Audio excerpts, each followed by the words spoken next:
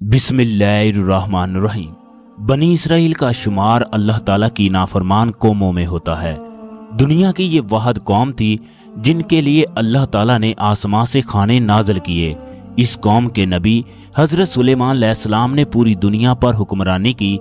ये कौम इस कदर नाफरमान थी कि जब अल्लाह ने कहा कि फलां कौम जो बड़ी नाफरमान है, जिनके कद बहुत बुलंद है, उनसे मुकाबला करो, इन लोगों ने कहा, ऐ मूसा तुम इनसे मुकाबला करो और तुम्हारा खुदा इनसे मुकाबला करे।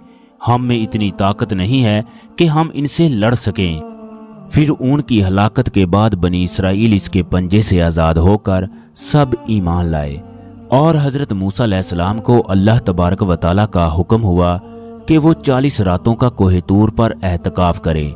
इसके बाद इन्हें किताब तौरात दी जाएगी। चनाचे हजरत मूसा अलैहिस्सलाम कोहे तूर पर चले गए और बनी इसराइल को अपने भाई हजरत हारून अलैहिस्सलाम के सुपुर्द कर दिया। आप 40 दिन तक रोजादार रहकर सारी रात अल्लाह की इबादत में मशगूल रहते और इधर सामरी को बनी इसराइल को गुमराह करने का मौका मिल गया। सामरी कौन था? बनी इसराइल में एक शख्स था जिसका नाम सामरी था, जो तबई तौर पर नहायत ही गुमराह और गुमराह कुन आदमी था। इसकी मां ने बरादरी में रुसवाई और बदनामी के डर से इसको पैदा होते ही पहाड़ के एक गार में छोड़ दिया था और हजरत जिब्राइल अलैहिस्सलाम ने अल्लाह के हुक्म से इसको अपनी उंगली से दूध पिला पिला कर पाला था। इसलिए ये हजरत जिब्राइल अलैहिस्सलाम को अच्छी तरह पहचानता था। इसका पूरा नाम मूसा सामरी है और हजरत मूसा अलैहिस्सलाम का नाम भी मूसा है।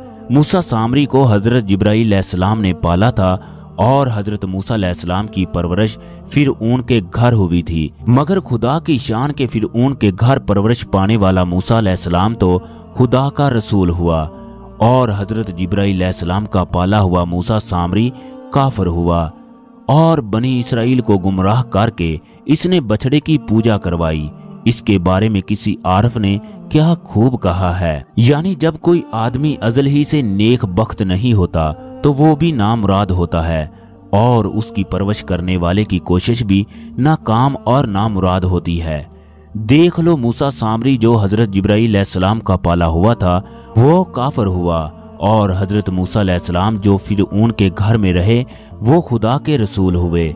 इसका राज यही है कि मूसा सामरी अजली शक्की और पैदाइशी बदबख्त था, तो हजरत जिब्राइल अलैहिस्सलाम की तरबियत और परवरिश ने इसको कुछ भी नफा ना दिया और वो काफिर का काफिर ही रह गया।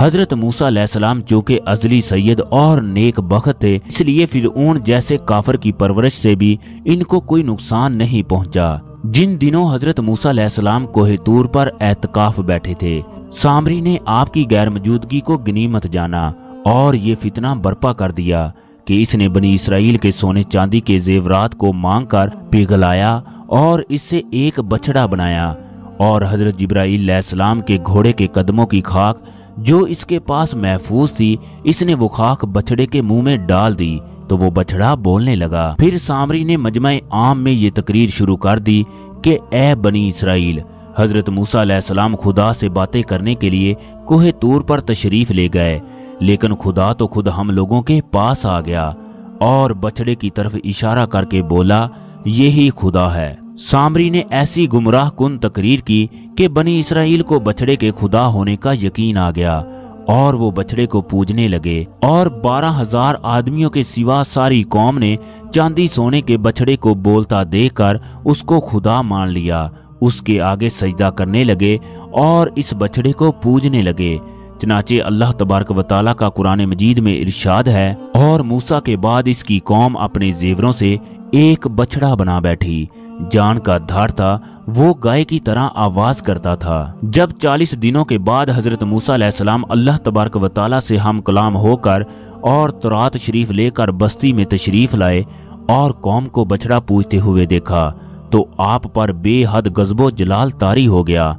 आपने जोशो गजब में अपने भाई हजरत हारून अलैहिस्सलाम की दाढ़ी और सर के बाल पकड़कर घसीटना और मारना शुरू कर दिया और फरमाने लगे कि क्यों तुमने इन लोगों को इस काम से नहीं रोका। हजरत हारून अलैहिस्सलाम माजरत करने लगे जैसा कि अल्लाह ताला ने कुरान मजीद में इरशाद फरमाया है। उसने कहा, اے میرے مان جائے، قوم نے مجھے کمزور سمجھا اور قریب تھا کہ وہ مجھے مار ڈالے۔ تو مجھ پر دشمنوں کو نہ ہنسا اور مجھے ظالموں میں نہ ملا۔ حضرت ہارون علیہ السلام کی معذرت سن کر حضرت موسیٰ علیہ السلام کا غصہ ٹھنڈا پڑ گیا۔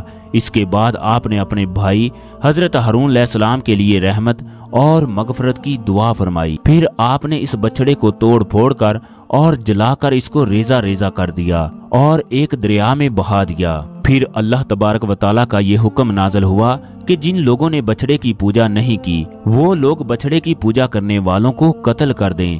چنانچہ سامری سمیت 70,000 بچڑے کی پوجا کرنے والوں کو قتل کر دیا گیا۔ اس کے بعد یہ حکم نازل ہوا کہ حضرت موسیٰ علیہ السلام 70 آدمیوں کو منتخب کر کے کوہ طور پر لے جائیں اور یہ سب لوگ بچڑے کی پوجا کرنے والوں کی طرف سے معذرت طلب کرتے ہوئے یہ دعا مانگیں گے کہ بچڑا پوجنے والوں کے گناہ معاف ہو جائیں۔ چنانچہ حضرت موسیٰ علیہ السلام نے چن چن کر اچھے 70 آدمیوں کو ساتھ لیا اور کوہ طور پر تشریف لے گئے۔ جب کوہ طور پر طلب معذرت و استغفار کرنے لگے تو لوگوں کو اللہ تعالیٰ کی طرف سے آواز آئی، اے بنی اسرائیل، میں ہی ہوں، میرے سوا تمہارا کوئی معبود نہیں۔ میں نے ہی تم لوگوں کو فرعون کے ظلم سے نجات دے کر تم لوگوں کو بچایا، لہٰذا تم لوگ فقط میری ہی عبادت کرو اور میرے سوا کسی کو مت پوجو۔ اللہ تبارک و تعالیٰ کا یہ کلام سن کر یہ 70 آدمی ایک زبان ہو کر کہنے لگے کہ اے موسیٰ، ہم ہرگز آپ کی بات نہیں مانیں گے جب تک ہم لوگ اللہ تعالیٰ کو اپنے سامنے نہ دیکھ لیں۔